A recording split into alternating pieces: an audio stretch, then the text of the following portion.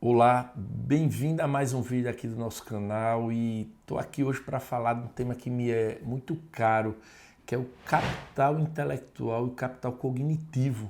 Mas antes de entrar no tema, vai lá se inscrever no nosso canal e curte e compartilha esse vídeo com quem você acha que vai se beneficiar dele, tá bom? Inicialmente, para falar de capital cognitivo e capital intelectual, a gente tem que entender primeiro o que é cognição, né? E o que é cognição? Cognição é o que nosso cérebro processa em termos de pensamento, raciocínio, linguagem, memória, ou seja, são as funções cognitivas, ou as funções cerebrais superiores, que são baseadas nos sentidos humanos. Então, o que eu percebo da realidade, o que eu vejo, o que eu ouço, o que eu me comunico com as pessoas e, na verdade, cognição, a palavra vem de conhecimento, é como o meu cérebro, na verdade, aprende as coisas. Para entender melhor esse capital cognitivo, a gente tem que entender como é que ele se altera no envelhecimento. Né? O que é que acontece com o nosso cérebro quando a gente envelhece? A primeira coisa que a gente tem que entender, muitas coisas que são atribuídas ao envelhecimento, na verdade, é devido a não investimento naqueles outros capitais.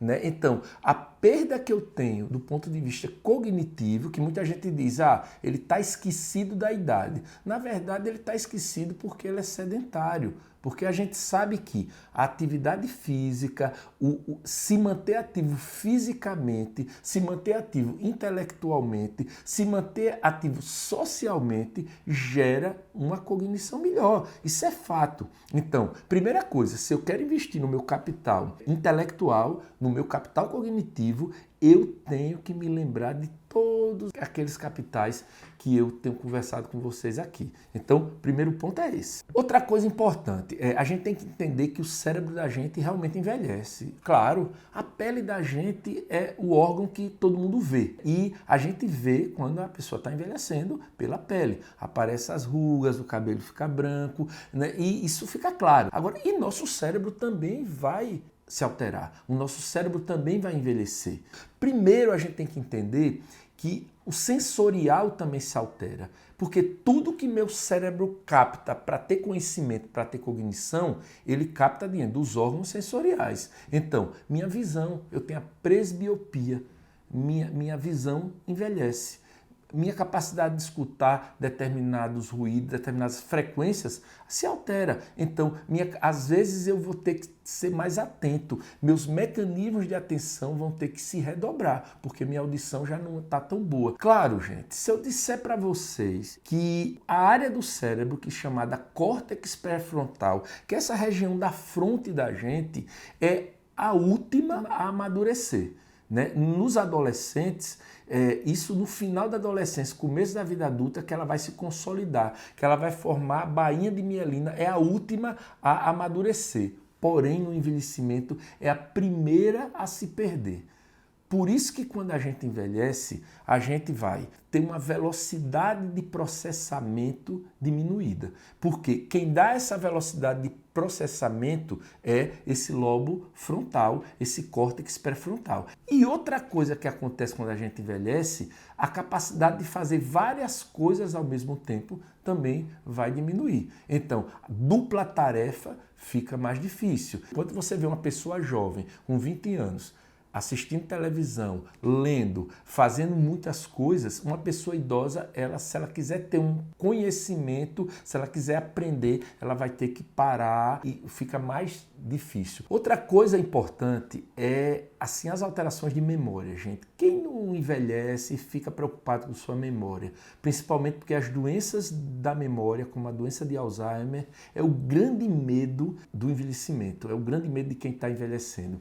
E aí, gente, uma área da memória chamada hipocampo, que fica lá no miolo do cérebro, nos lobos temporais, que é a região que é responsável pelo aprendizado de coisas novas e pela memória recente. Essa região fica vulnerável. Porém, o que acontece? O indivíduo fica com dificuldade de memorizar coisas recentes. Porém, isso jamais, no envelhecimento normal, vai afetar o dia a dia dele. Ele consegue continuar resolvendo problemas, mexendo com suas finanças, tomando os remédios por conta própria. Isso não vai afetar o dia a dia dele. Porque se começar a afetar, que é em torno de 5 a 10% da população idosa, eu tenho que pensar que isso pode estar relacionado ao início de um quadro demencial.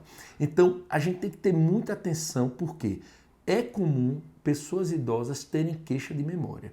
Só que entenda o que eu já falei antes. Isso tudo está ligado ao estilo de vida, porque as pessoas ficam atribuindo isso à velhice, mas um idoso ativo, um idoso que mantém sua cognição, seu físico e seu social extremamente ativo, ele tem muito menos chance de ter problemas nessa capacidade de aprendizado. Por quê? Essas regiões têm muitas conexões e quanto mais ativo eu fico, mais conexões. Então, concluindo, gente, hoje falamos um pouco sobre cognição e envelhecimento e como investir no capital cognitivo e intelectual no curso de vida. E, claro, se você tiver problemas de memória sérios que estejam impactando no seu dia a dia, procura ajuda, tá bom? No fim, eu quero convidar vocês para se inscrever aqui no canal, curtir nosso vídeo, encaminhar ele para aquela pessoa que está precisando ativar o cérebro, tá joia? Fique em paz.